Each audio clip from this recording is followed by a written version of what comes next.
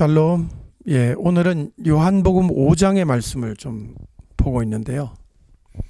요한복음 5장에는 크게 두 가지의 내용이 있습니다. 첫 번째는 바로 그 유명한 베데스다 연못가에 그 38년 된 병자를 고친 사건이 기록되어 있습니다. 이것은 너무나도 많은 설교자들과 또 목사님들이 강론을 했기 때문에 여러분도 아마 베데스다 연못가의 이 병자를 둘러싼 이야기는 너무 잘 알고 있기 때문에 오늘은 제가 거기에 집중하지 않고 그 두 번째 이야기에 집중을 하려고 합니다.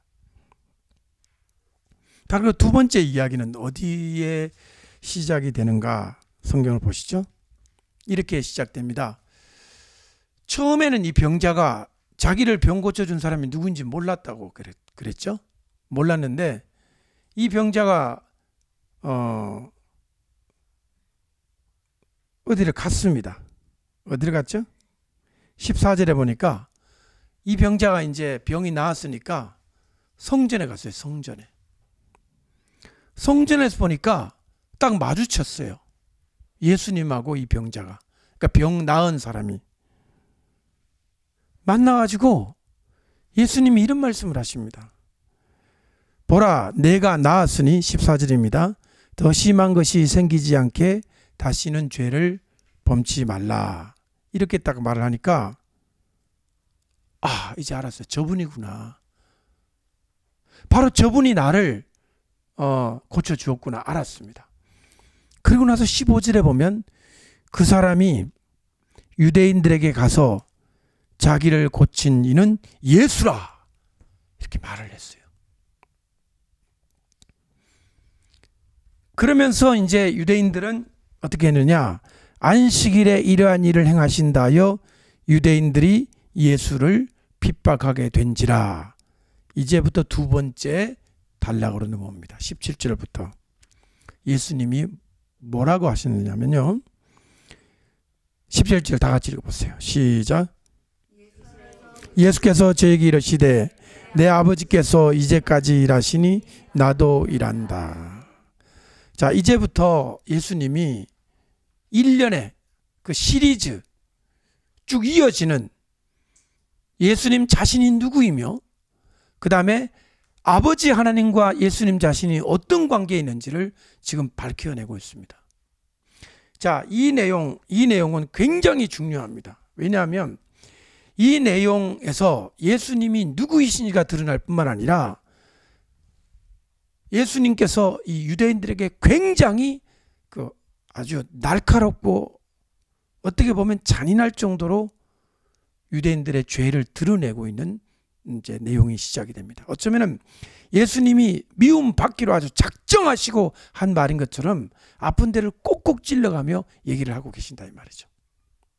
부드러운 말씀이 아니에요. 아주 그냥 쿡쿡 찌르면서 유대인들의 그 잘못, 유대인들의 그 죄악을 지금 밝혀내고 있습니다. 마치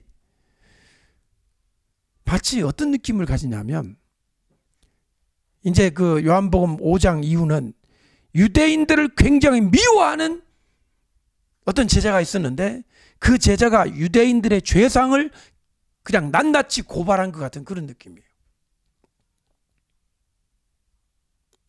유대인을 미워하는 걸 엔티세미티즘이라고 그래요.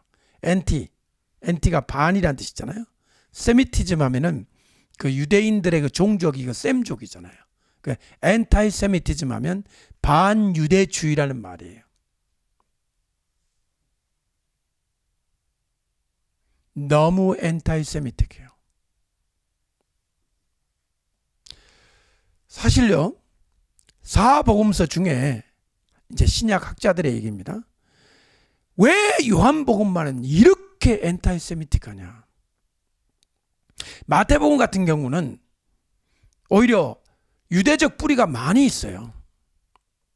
마태복음은 히브리어로 쓰여졌다고 하는 학설이 지금 거의 받아들여지고 있습니다. 원래 마태복음의 원전은. 그런데 요한복음은요, 요한복음의 헬라어는 유창할 뿐만 아니라 그렇게 헬라어로 쓰여진 이 문장이 명문장이에요. 명문장. 굉장히 지식이 있는 사람이 쓴 것 같아요. 그래서 사람들이 어떻게 비판을 했냐면 요한계시록의 이 문체와 요한복음의 문체가 서로 너무 차이가 난다. 요한계시록은 조잡하다. 문체가 문법에 맞지 않는다. 그러나 요한복음은 그렇지 않다는 거예요. 태초에 로고스가 있었다 이렇게 시작하잖아요. 그 로고스라는 단어가 바로 말씀인데 그 로고스라는 이 단어는 헬라 문학, 철학에서 굉장히 중요한 개념이에요. 로고스라는 것은. 네? 헬라 문명에서 엄청나게 중요한 단어가 로고스라는 단어가 그 안에 들어있는 거예요. 그래서 사람들이 궁금한 거예요. 왜 요한복음은 좀 다르냐? 그래서 신약학자들은 제4의 복음서라고까지 합니다. 1, 2, 3 마테마가 누가는 하나로 보는 거죠. 하나로 볼 수 있다는 거예요. 같은 뿌리, 같은 정신, 같은 분위기라는 거죠. 그런데 네 번째 복음서, The Fourth Gospel, 이 네 번째 복음서인 요한복음은 전혀 다르다는 거예요. 다른 것 중에 하나가 뭐냐면 유대인들에 대한 표현이 달라요. 유대인들의 잘못과 죄에 대하여 전혀 관용적인 모습이 아니라 그대로 밝혀내고 있고, 여러분 이제 하나하나 한 줄 한 줄 보면서 보시겠지만은, 야, 그러면 요한복음 5장에 기록된 이대로라면 유대인이란 누구인가? 우리가 유대인들을 어떤 시각으로 보아야 되는가에 대해서 우리에게 도전을 주고 있는 것입니다. 보시죠. 이제 9절을 직접 보시죠. 18절입니다. 다 같이 시작. 유대인들이 이를 인하여 더욱 예수를 죽이고자 하니 이는 안식일만 범할 뿐 아니라 하나님을 자기의 친아버지라 하여 자기를 하나님과 동등으로 삼으심이라. 여러분, 마태, 마가, 누가에도 예수님을 죽이려고 한다, 유대인들이, 그런 표현이 나와요. 나사로 살린 다음에는 아주 그냥 바리새인들이 독이 올라가지고 예수를 그냥 뒀다가는 큰일 나겠다. 죽은 사람까지 살려냈으니까 사람들이 얼마나 많이 따라가겠냐. 이제 우리는 입지가 없다. 우리는 희망이 없다. 예수를 죽여야만 우리가 살겠다. 그런 내용이 나와요. 마태, 마가, 누가에도. 그런데 여기 보세요. 18절에 유대인들이 이를 인하여 더욱 예수를 죽이고자 하니 그랬잖아요. 예수님을 죽이고 싶어하는 욕망이 있다는 것을 밝혔는데 그 다음에 그 이유를 설명하는 게 놀랍다는 거예요. 어떻게 보면 논점을 정확히 파악하고 있어요. 논점. 여러분, 사람들하고 대화하다가 말 많은 사람한테 우리 이러잖아요. 핵심만 얘기해, 핵심만. 나 어떻게 하겠다는 거야?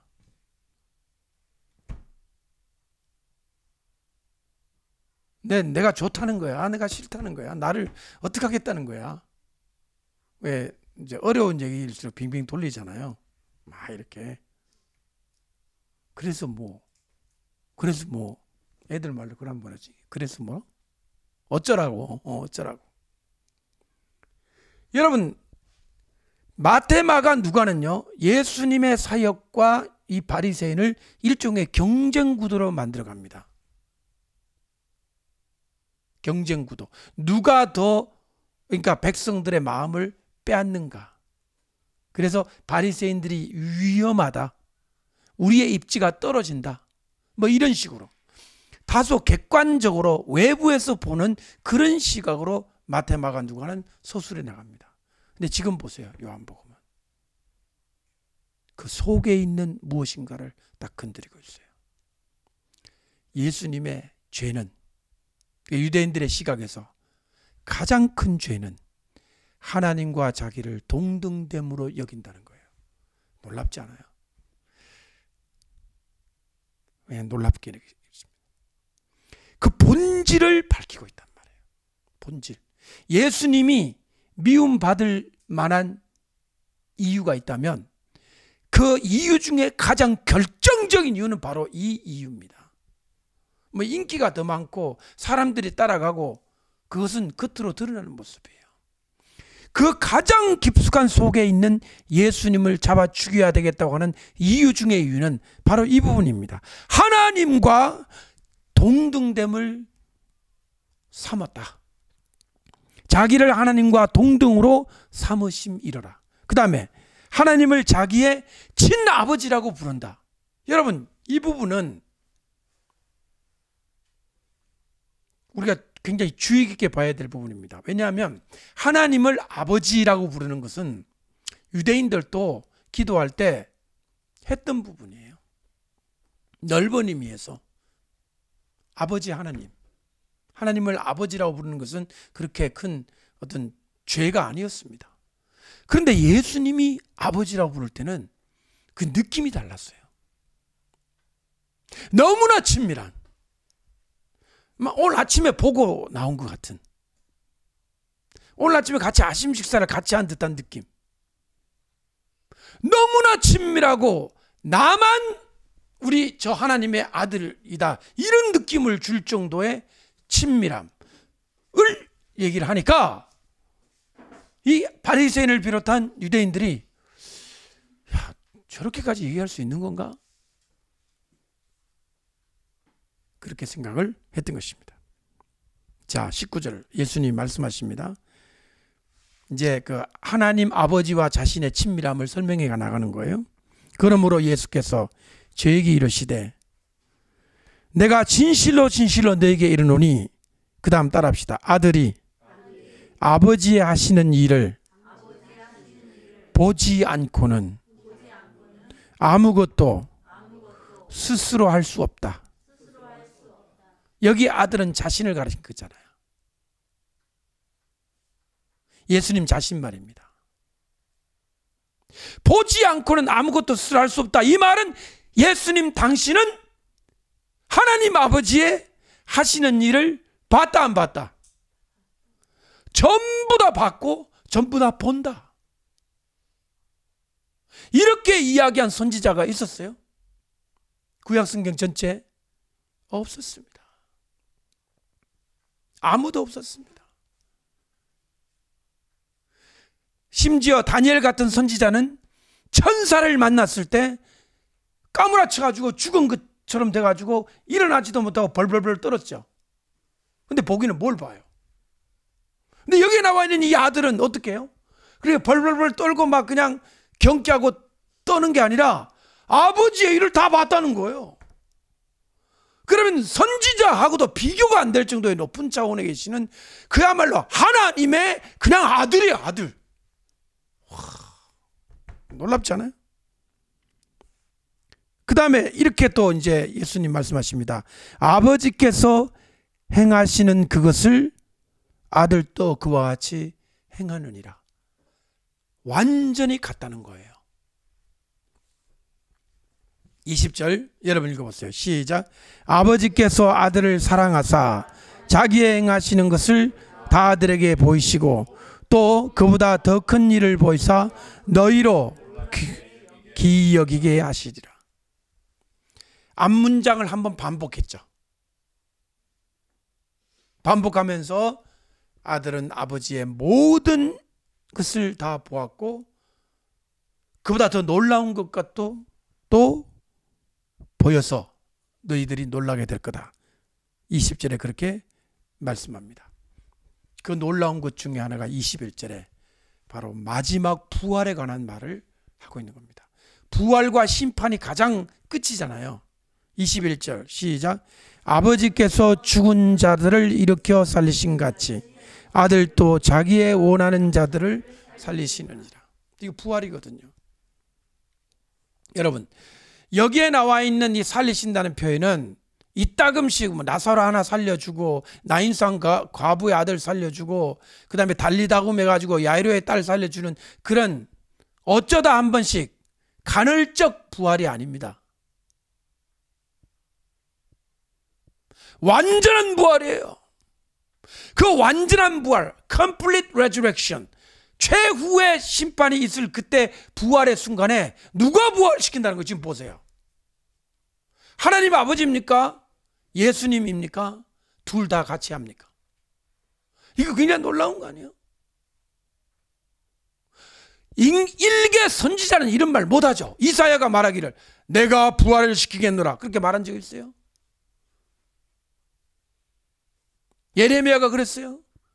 에스겔이 그랬어요? 모세가 그랬습니까? 모세가 내가 사람을 살리겠노라 그랬어요?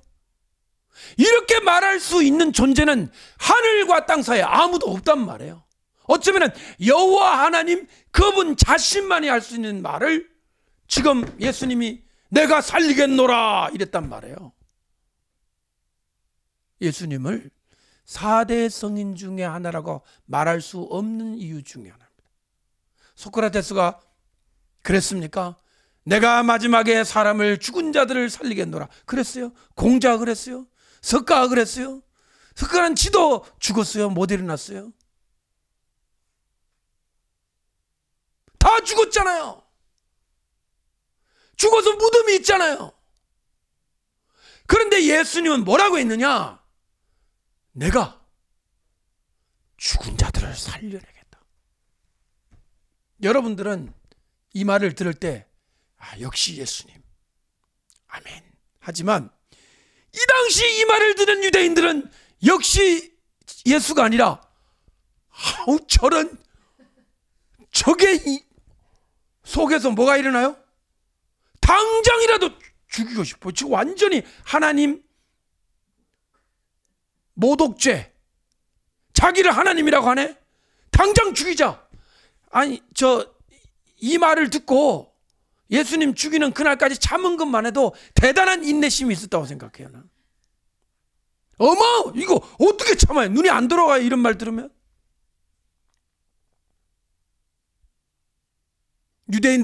여러분 유대인들이 어떤 사람들인지 아세요?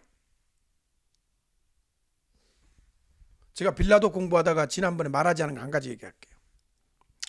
로마 군인이 이스라엘 들어갈 때 로마 신상을 들고 갔대요.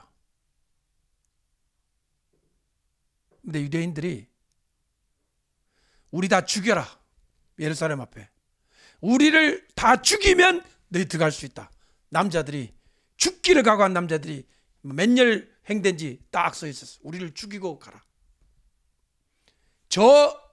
이 거룩한 이 하나님의 도성에 그 우상단지가 들어오는 걸 용납 못하겠다고 칼 들고 전부 죽기를 결심하고 있었던 거예요. 결국 못 들어갔어요.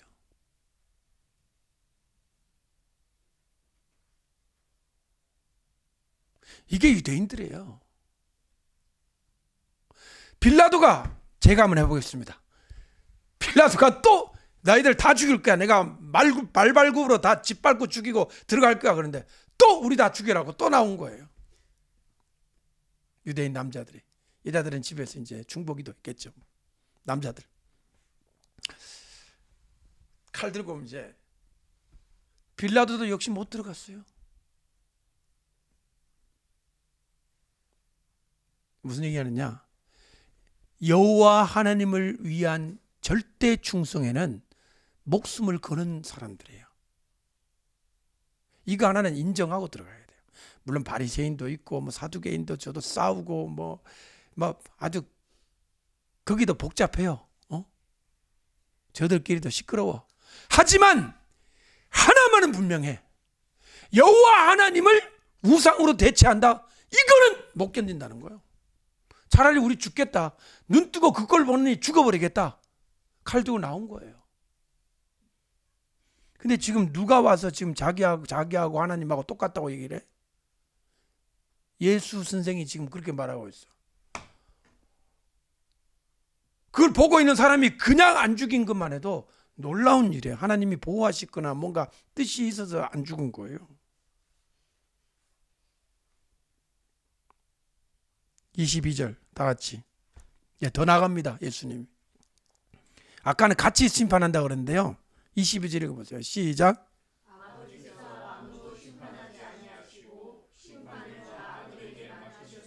뭐라고? 같이 심판이 아니라 누구한테 맡겼다? 누구한테 맡겼다? 여러분이 이 시간 살짝 유대인의 피가 한 방울이라 섞였다고 생각해 보세요. 참을 수 있어요? 뭐라고? 아버지께서 심판을 안 하시고 이제 누구한테 맡겼다고?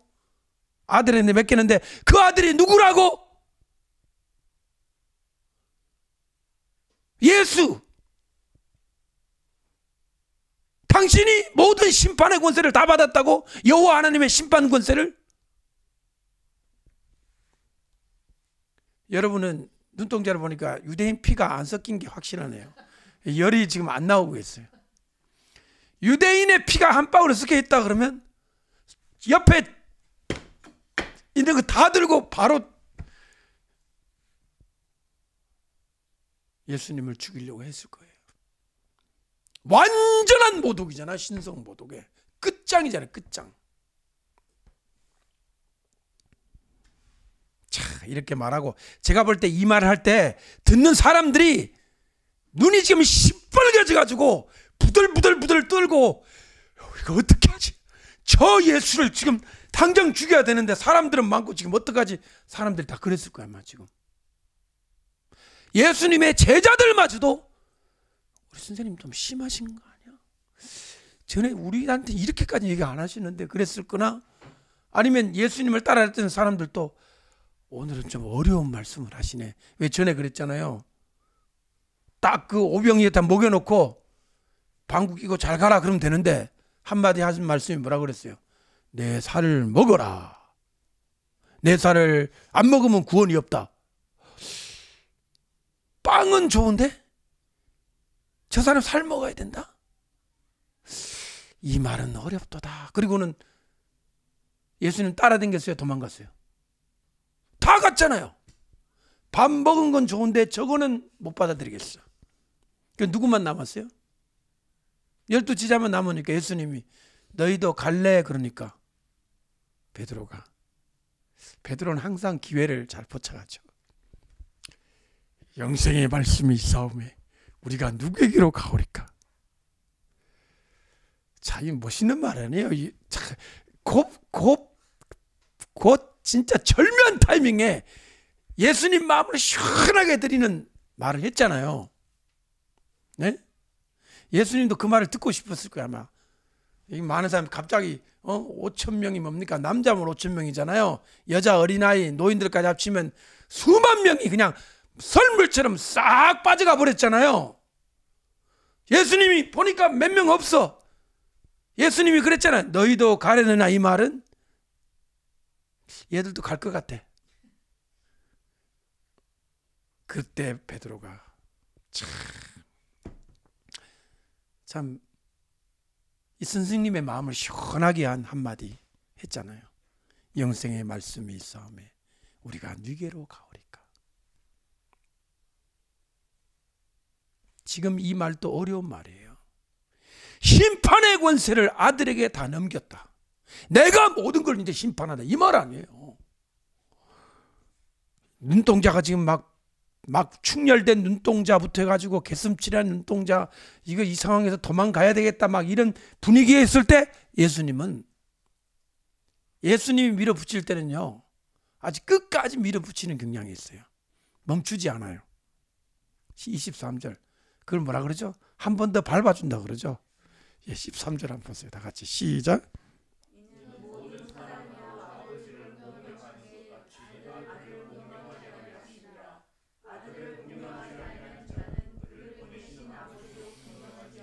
이야, 저는 이 말씀을 묵상해 봤어요. 아들을 공경하지 않으면 아버지를 공경하지 않는데요. 제가 이스라엘 사람을 생각해 봤어요. 이스라엘 가면 얼마나 공경합니까? 아버지를 공경하잖아요. 통곡의 벽 앞에서 야훼 하나님 아도나이 야훼여 공경하잖아요. 아들 없이 아버지만 공경하잖아요. 그게 딱 눈앞에서 확 지나갔습니다. 2000년 동안 성전이 무너진 예루살렘에서부터 떠난 유대인들이 드리는 여호와 하나님께 대한 예배가 무엇인가라는 의문을 가지게 된 거예요. 그들의 예배, 예수 없는 예배, 아들 없는 아버지만 공경하는 그 예배가 어떤 예배인가?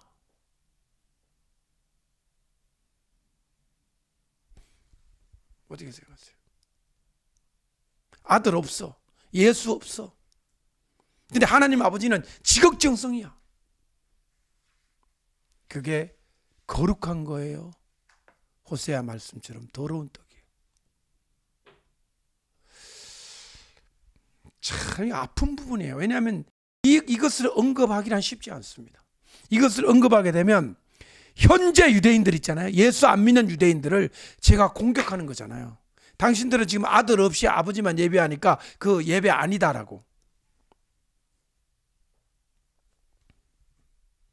제가 공부를 하다가 이제 저도 가끔씩 이제 영어 공부 차원에서 미드라는 거를 한 번씩 보는데요. 아주 희한한 걸 봤어요. 어떤 심리학자가 사람의 내면에 있는 고통을 치유해 주는 심리학자예요. 근데 그 사람이 뭘 하느냐면 자기가 받은 상처를 그대로 연기를 하게 하는 거예요. 예를 들어서 우리 송이가 고백합니다. 저는요 아빠한테 많이 얻어맞은 상처가 있어요. 그러면 사실하고는 전혀 반대입니다. 제가 가끔씩 얻어맞습니다 라고 하면 그것도 거짓말이지만, 자 그럼 이 심리학자가 어떻게 하냐면, 그래 송이 씨 이리 오세요. 저를 아버지라고 생각하세요. 그리고 몽댕이를 줘요. 마구 때리세요. 그래. 그러면 송이야 처음에는 이렇게 때려. 이러다가 그냥 한번 몇 분 흑흑 하더니 점점 세게 때리면서 속에 있는 걸 다 풀어놓으세요. 막 그래. 옆에서 막 이게 추임새래. 그러면 욕을 하기 시작해. 그리고 그동안 아버지한테 받았던 그 모든 그 분노를 욕설을 내뱉으면서 마구 때리는데 나중에는 제재해야 됩니다. 안 그러다가는 죽을 수가 있어요. 이게 인액트먼트거든요. 이게 심리학 기법 중에 있어요. 지금 내적 치유하시는 분들 이 사용하는 기법이에요. 근데 재밌는 게 하나 있어요. 그 심리학자 하나가 뭐랬냐면, 오늘은 그렇게 개별적으로다가 해결하는 게 아니라 우리 집단적으로다가 완전한 그 모든 고통을 한 번에 없애는 방법을 오늘 하겠습니다. 그러더라고. 송아지를 한 마리 끌고 오더라고. 그러더니 그 송아지 위에다 손을 올려놓으래요. 이거 어디서 많이 본 거잖아요. 지난번에 우리 안성에 가가지고 본 거예요. 그거 성전 그거 성막 체험. 아니 그러더니 이 정신병자들이 전부 손을 다 올려놔 소하게. 그 소를 죽이는 거예요. 근데 제가 그 소가 살해 당한 거죠. 도살 당한 거지. 소가 죽는 거를 영상에 보여주지 않아요. 너무 끔찍하니까. 그냥 소 머리에 올려놓고 이제 죽였다 그러고 끝났는데, 제가 있잖아요. 이거 보는 데가 저 원래 하나님 거잖아요. 그걸 뺏으다가 하나님 걸 뺏으다가 허락도 없이 저작권 보고도 안 하고 자기 개인적인 심리 상담 요법으로다가 소를 한 마리 죽이는 거예요. 저는 그게 굉장히 사악하게 보였어요. 사악. 마귀가 바로 이런 일 하는구나. 원래 누구 건데? 원래 하나님 건데. 구약성에 기록된 거룩한 제사장들을 통해 가지고 속죄와 속건제와 이런 제사를 통해서 규정된 그거를 그냥 무조건 가져와서 세킬로 한 방법으로 세속적으로 인간적으로, 우리가 인간적이라는 말을 쓰잖아요. 인간의 질병치유라는 말을 쓰는 게 저한테는 악마적으로 보였어요. 그리고 더럽게 보여졌어요. 왜 이게 더러운지 아시죠? 절대로 이것은 하나님께 속한 거예요. 그거 소잡고 양 잡아가지고 죄를 속하는 것은 성경에 기록한 여호와 하나님만이, 오직 그분만이 향유할 수 있는, 그분만이 인간과 더불어 계약을 맺을 수 있는 유일무이한 그분의 것이에요. 그거를 완전히 이 시큰 놈이 들어가가지고 난장판을 만들어 놓은 듯한 느낌, 아주 불결하고 더러운 느낌, 저거를 행하고 저거를 먹는 거는 사탄에게 내 영혼을 더럽히는 것하고 똑같은 그런 느낌을 받았던 것이죠.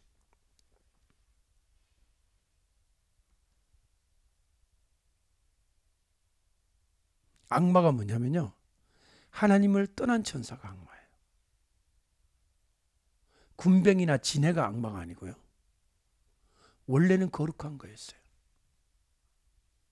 그게 자리를 떠나면 마귀가 되는 거예요. 조폭들이 악마가 아니고요, 성경 들고 찬송가 들고 사람의 영혼을 누락질하는 게 악마예요.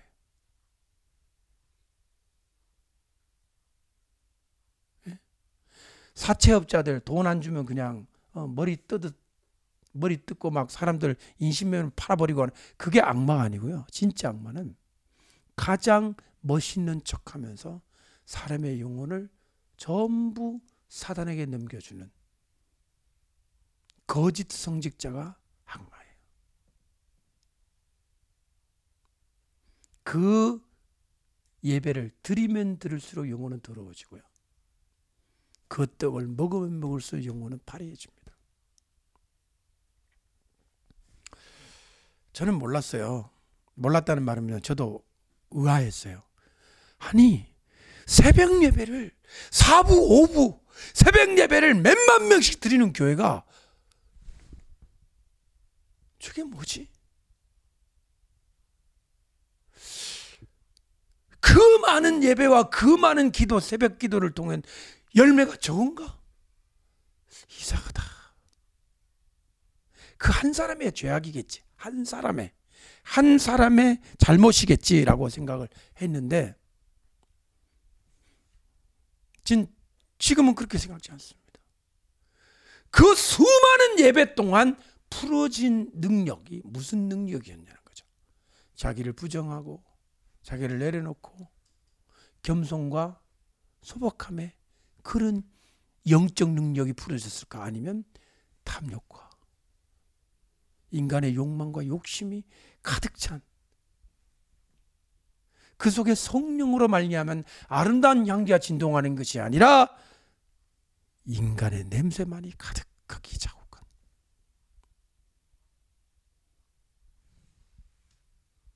한국교회가 새벽 예배로 세계 최고라고 하는 얘기를 듣고 저는 그냥 자부심을 가지고 이스라엘에 가서 큰 소리 질러 갔다가 깜빡 놀랐어요. 통곡의 벽은 24시간이야. 통곡의 벽은 24시간이라니까. 불 켜놓고 24시간 계속 돌아가요. 뭐 한국교회가 24시간 뭐 기도해야 한다? 아이고, 저 이스라엘은 통곡의 벽에 그냥 24시간이에요. 검은 옷 입은 사람 쫓아가지고 계속 와요. 절대로 멈추는 법이 없어요. 종교적인 행습, 예배, 제사, 그것이 수천, 수만, 수십만이 모여서 어떤 그 속에 열기가 올라온다 할지라도 그 열기의 불꽃이 성령의 불꽃인지 마귀의 불꽃인지는 분별해 봐야 되는 거예요.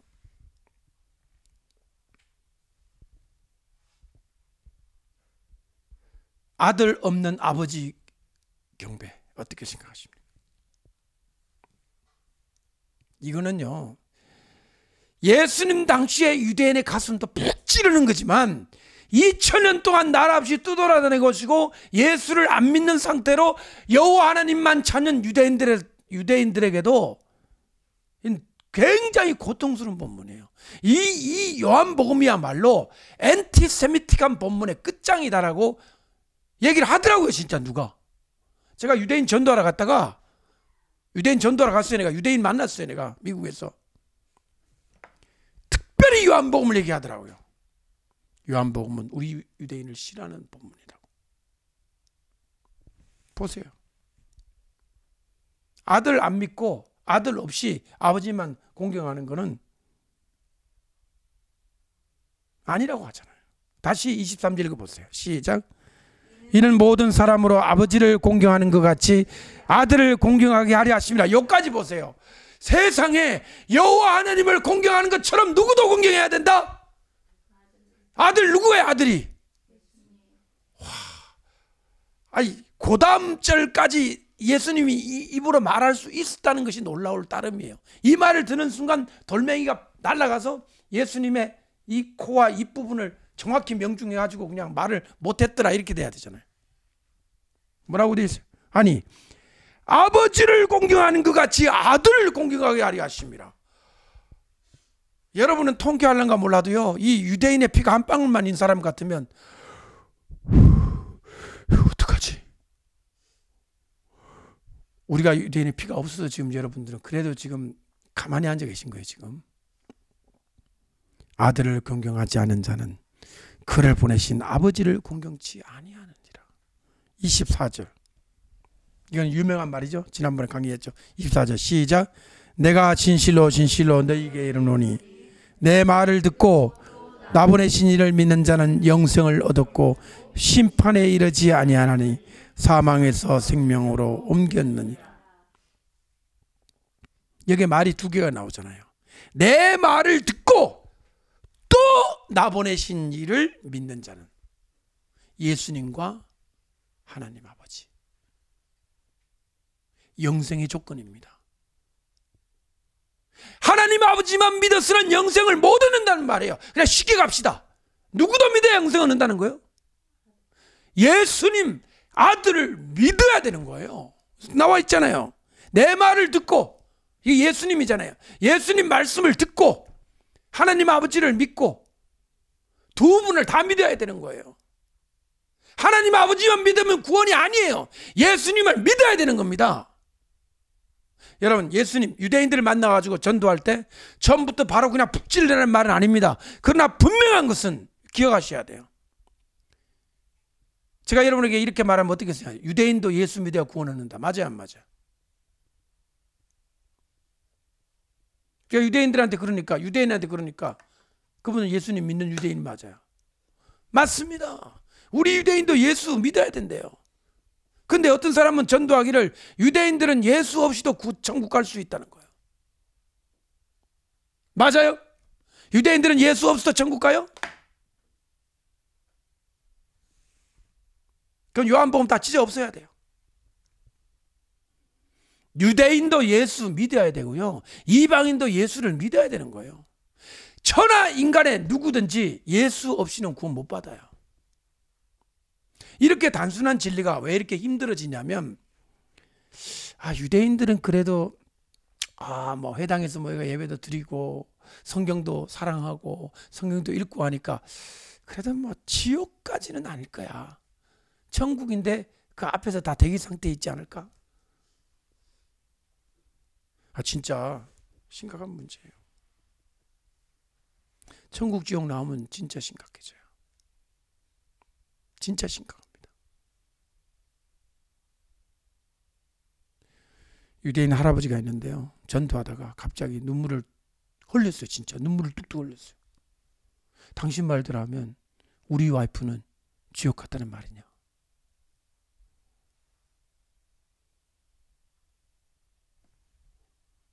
안 믿었는데 예수님을.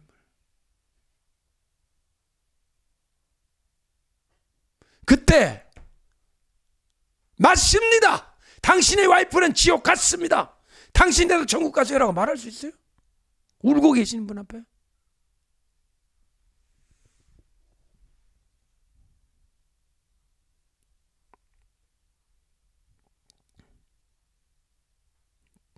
이 뒤에 나옵니다. 무서운 거예요, 복음은. 그런데 이렇게 말하고 싶었습니다. 저는 선생님, 아닙니다. 제가 어떻게 기도해가지고 천국 가도록 해드릴게요. 그렇게 말하고 싶었다니까. 그건 거짓이잖아요. 말 못했습니다. 그냥 입만 다물고 있었습니다. 복음, 진리, 무서운 거예요. 그건 자식도 없고 부모도 없어요. 뒤에 나옵니다. 좀 뒤에.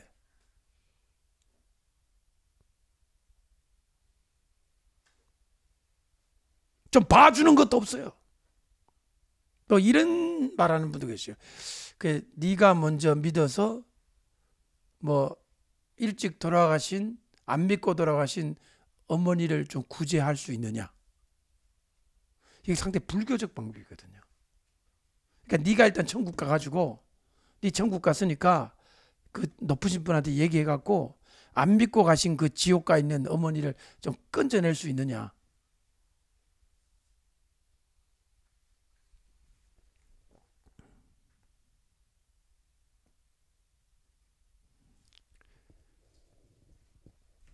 (25절) 보세요. 진실로 진실로 너에게 이르노니 다같이 죽은 자들이 하나님의 아들의 음성을 들을 때가 오나니 곧 이때라. 듣는 자는 살아나리라. 자, 26절 시작. 아버지께서 자기 속에 생명이 있음 같이 아들에게도 생명을 주어 그 속에 있게 하셨고, 27절 또 인자됨을 인하여 심판하는 권세를 주셨느니라. 여기 심판이고요. 28절은 부활입니다. 시작. 이를 기이 여기지 말라. 무덤 속에 있는 자가 다 그의 음성을 들을 때가 오나니. 따라합시다. 무덤 속에 있는 자가 다 누구의 음성을 들어요? 예수님의 음성을 들을 때가 온다는 거예요. 따라합시다. 예수님의 음성. 지금 어떤 상황이냐면, 지금 이 말의 상황이 뭐냐면, 심판도 아들에게 다 넘겨졌고, 부활도 아들에게 넘겨졌고, 영생하는 것도 아들, 예수 그리스도가 정점에 와 있는 상태예요. 지금 그만큼 중요한 자기의 자신에게 대한, 예수님 자기 자신에 대한 아주 중요한 말을 지금 여기서 사람들에게 얘기하고 있습니다. 유대인들에게.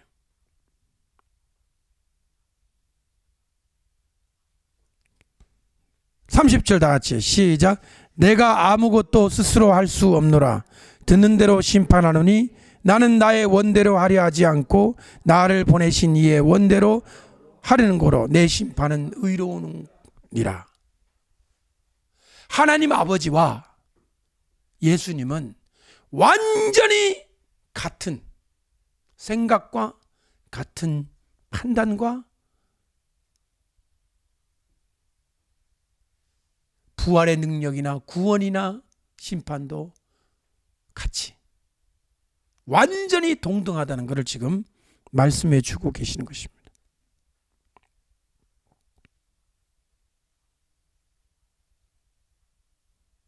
자, 이렇게 말씀하시고 나서 37절을 읽어보십시오. 시작. 또한 나를 보내신 아버지께서 친히 나를 위하여 증거하셨느니라. 너희는 아무 때도 그 음성을 듣지 못하였고 그 형용을 보지 못하였으며. 그까지. 그렇죠. 여호와 하나님을 보면 죽는다 그러잖아요. 구약 성경에. 그죠? 그래서 선지자나 뭐 모세나 이런 사람이 막 금식 기도하고 산에 올라가서 겨우 체험을 하잖아요. 유대인들 너희들은 음성도 듣지 못했고 형용도 보지 못했다. 38절 시작. 그 말씀이 너희 속에 거하지 아니하니 이는 그의 보내신 이를 믿지 아니함이라. 여기서 그의 보내신 자 예수님이죠.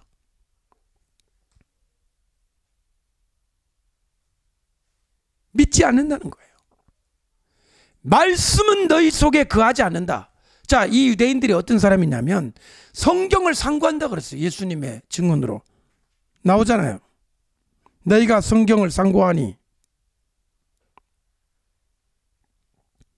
39절 나오잖아요. 너희가 성경에서 영생을 얻는 줄 생각하고 성경을 상고하거니와 이 성경이 곧 내게 대하여 증거하는 것이다.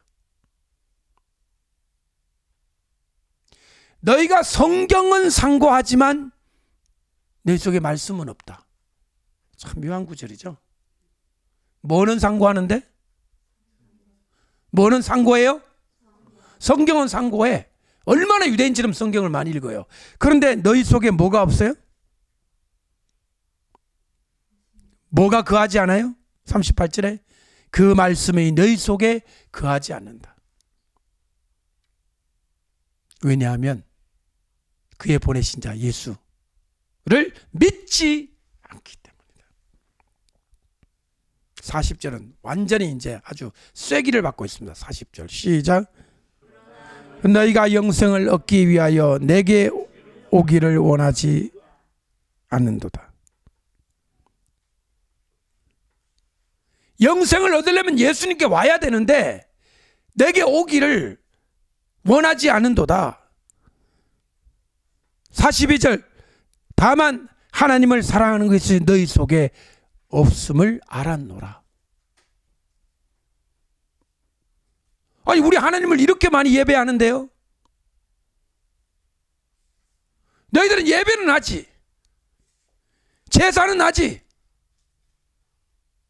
근데 사랑이 없음을 내가 알았다. 여러분, 그렇다면 예배 나온다고 다 하나님을 사랑하는 게 아니라는 거지. 기도한다고 하나님을 사랑하는 게 아니라는 거지. 두 개가 같이 갈 때도 있지만 완전히 다를 때가 더 많다는 거죠. 예배는 가는데 하나님 사랑 안 해. 성경은 읽는데 말씀이 없어. 참 이상하잖아요.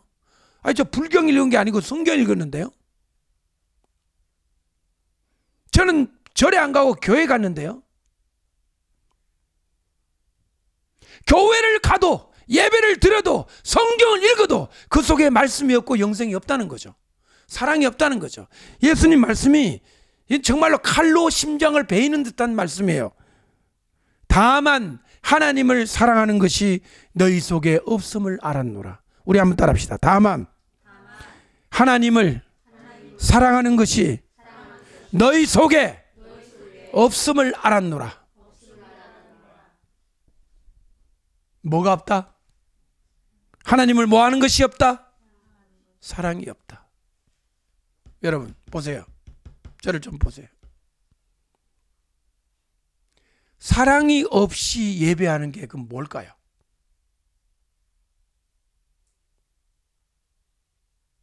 그걸 뭐라고 하죠? 사랑이 없이 예배하는 거.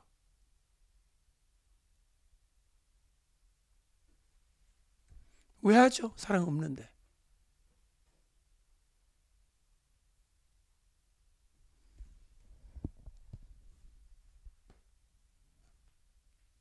모욕입니다. 모욕.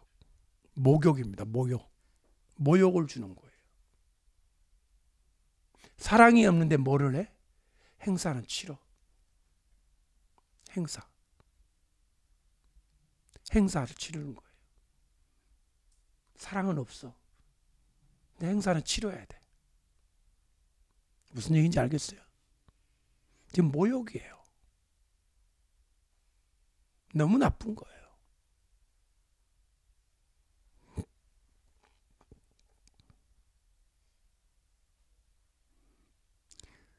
참, 우리 가운데 이런 것이 있는 것 같아요.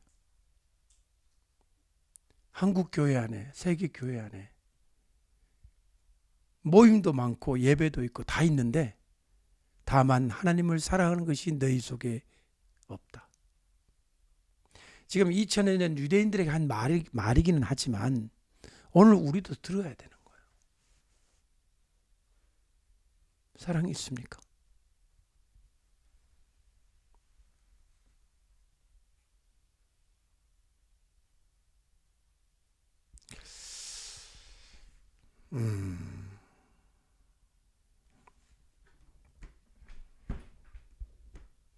그래서 어떻게 하는지 아세요? 이 사랑이 없기 때문에요. 눈이 딴 데가 있는 거예요. 다른 사람을 보고 있는 거예요. 여기 와서 예배를 하는데 딴 사람 보고 있는 거예요.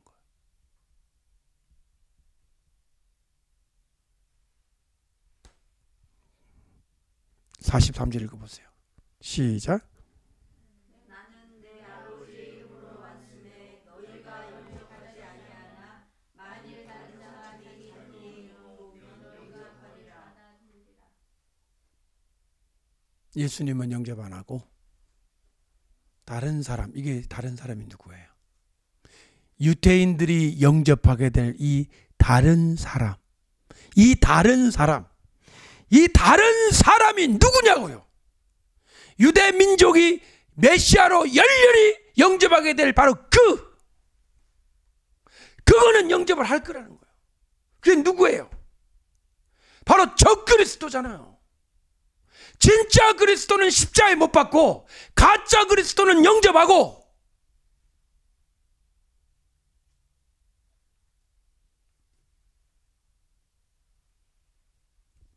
44절. 참, 너희가 서로 영광을 취하고 유일하신 하나님께로부터는 영광은 구하지 아니하니 어찌 나를 믿을 수 있느냐. 저는 예수님이 이 말씀 하실 때 아주 각오를 하신 것 같아요. 내가 이런 말까지 하고 내가 살아있기를 바라는 것은 무리다. 아주 죽음을 각오하신 것 같아요. 내가 너희를 아버지께 고소할까 생각지 말라. 너희를 고소하는 이가 있으니 너희를 바라는 자 모세니라. 모세. 너희들 모세 좋아하지? 모세의 그래. 모세의 글을 읽고 너를 믿었다면 나를 믿었을 거 아니냐. 이는 그가 내게 대하여 기록을 했다. 그러나 그의 글도 믿지 아니하거든 어찌 내 말을 믿겠느냐. 너희들 모세 좋아하지?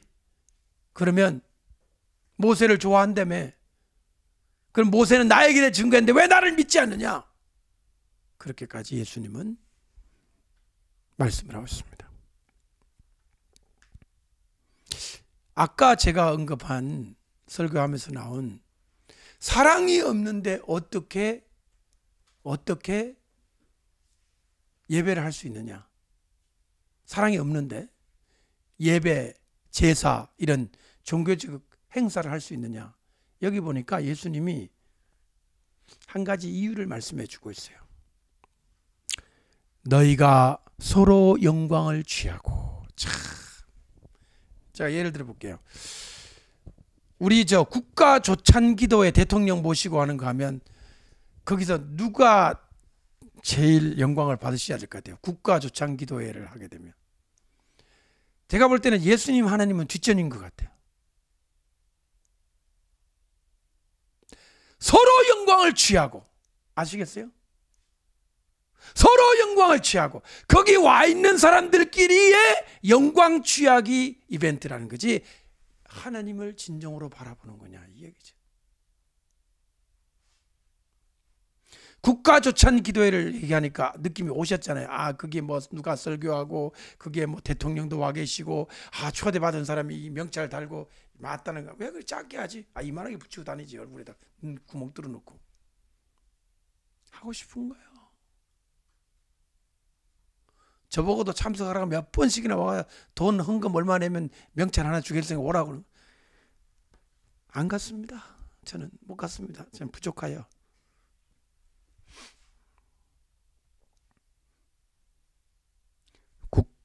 국가 조찬 기도의 멘탈이 서로 영광을 취하는 거라면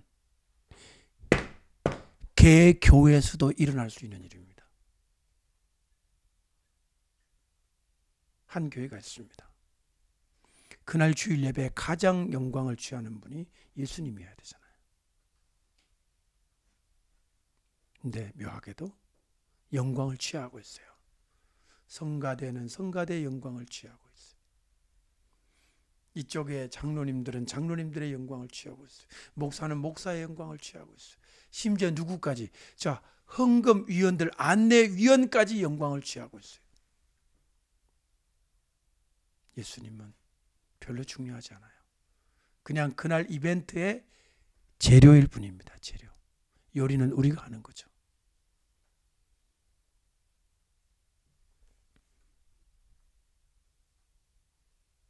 서로 영광을 취하고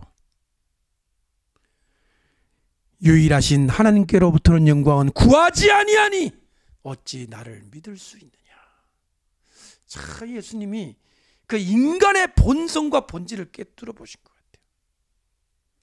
너희가 서로 영광을 취하고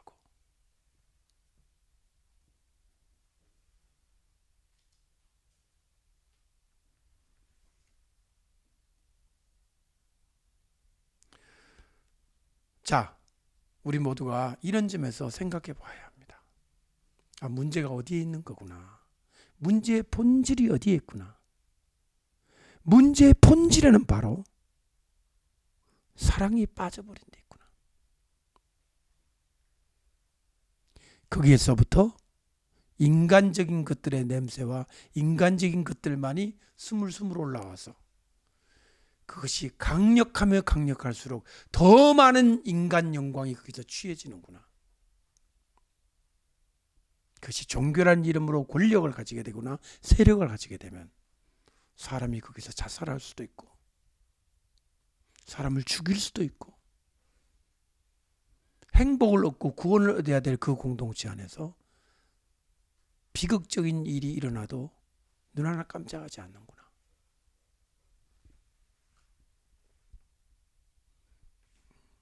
여러분 오늘 이 말씀을 통해서 각자 여러 가지 생각이 있으시겠습니다만은 한 가지는 꼭 기억하십시오.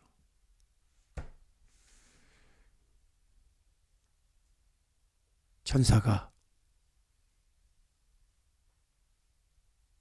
타락하면 마귀가 되는 것입니다. 하나님께 드려야 될 거룩한 제물이 타락을 하게 되면 더러운 떡이 되는 거예요. 예배가 타락하면 뭐가 되는지 아십니까? 정말 우스꽝스러운 멍키 비즈니스가 되는 거예요. 멍키 비즈니스. 예배는 사랑으로 하는 거고 사랑 때문에 거룩해지는 거고 사랑, 하나님을 향한 사랑 때문에 예배가 되는 거예요. 여러분 오늘 예배를 진짜 주님께 드리는 예배를 드리시고 목사님이나 그 교회 무슨 건물이나 그런 거 아니에요. 하나님이 존귀히 여김을 받으시는 예배, 그거면 족한 것입니다. 그것이 무너지기 때문에 오늘 우리의 한국과 전 세계 교회가 이렇게까지 병들은 거죠. 예수님의 말씀 돌아가셔서 한번 다시 차근차근 읽어보시기를 권면합니다. 기도하겠습니다. 거룩하신 아버지 하나님, 이렇게도 명확하게 하나님 아버지와 예수님의 친밀함을 표현해 주셨으니 우리에게는 놀랍고 감격스러운 말씀입니다만은 지금도 예수님을 믿지 않은 유대인들에게는 얼마나 큰 가슴을 찌르고 폐부를 도려내는 듯한 고통이 되지 않을까 저희들은 생각을 해봅니다. 이 말을 이대로 전했다가는 그들의 심히 낙심하고 고통스러워하고 그러면 2000년 동안 우리 조상들은 무엇을 했던가? 우리가 드렸던 예수 없는 예배는 예배가 아니란 말인가? 그들의 고통과 아픔을 저희들이 생각해 봅니다. 주님의 말씀대로 때가 되면 저 이스라엘 백성들도 예수님을 믿게 될 날이 오게 될 줄로 믿습니다. 아니 지금 이 순간에도 동족의 핍박과 미움을 무릅쓰고 예수님을 믿겠다고 나선 유대인들이 있습니다. 하나님 아버지, 그들을 사랑해 주시고 그들을 불쌍히 여기시고 그들에게 축복하시고 그들이 용기를 잃지 않도록 도와주시옵소서. 그들이 동족의 미움을 받으면서도 예수님을 믿고 고백하는 그들의 삶과 그들의 모든 것들을 주님께서 굳게 붙잡아 주시고 그 어렵고 힘든 가운데 선교 사역을 해 나가시는 메시아닉 주 리더들, 그들을 하나님께서 힘 주시고 능력 주시기를 기도합니다. 그들이 선구자와 같습니다. 그들이 세례 요한과 같습니다. 그들이 그 땅에서 비난을 받으면서도 동족을 향한 전도를 끊이지 않고 있으니 하나님 아버지 속히 우리 주님 재림하시기 전에 이스라엘 땅에 영적 부흥과 복음의 부흥이 일어나게 하여 주시옵소서. 우리 이방인들이 이렇게 예수를 믿고 하나님의 자녀가 되어 지금까지 왔지만 우리가 보여준 모습 속에는 큰 교회, 놀라운 복음의 부흥, 그러한 역사들과 그런 수식어들 뒤에 있는 우리의 부끄러운 모습들을 또한 생각하게 됩니다. 하나님 아버지, 우리가 주님을 사랑하는 마음을 잊지 않도록 도와주시옵소서. 예배를 드리고 종교 행위를 하고 기도를 하고 성경을 읽고 다 하면서도 그 속에 가슴 뜨거운 사랑이 없다면 우리는 아무것도 아닌데, 그런 껍데기의 신앙생활을 하지 않도록 도와주시고 그런 껍질의 모습, 외형적인 모습에 속아서 하나님을 사랑하는 것을 잃어버린 한국교회와 세계교회 많은 성도들 그리고 주의 종들을 다시금 여호와 하나님께로 돌아올 수 있도록, 예수님의 사랑 앞으로 돌아올 수 있도록 역사하여 주시고 기적을 베풀어 주시옵소서. 주님을 열렬히 사랑합니다. 더 사랑하게 도와주십시오. 그리고 주님을 사랑하지 않은 상태로 겉모양만 챙겼던 우리의 잘못된 모습을 회개합니다. 가슴을 치며 회개합니다.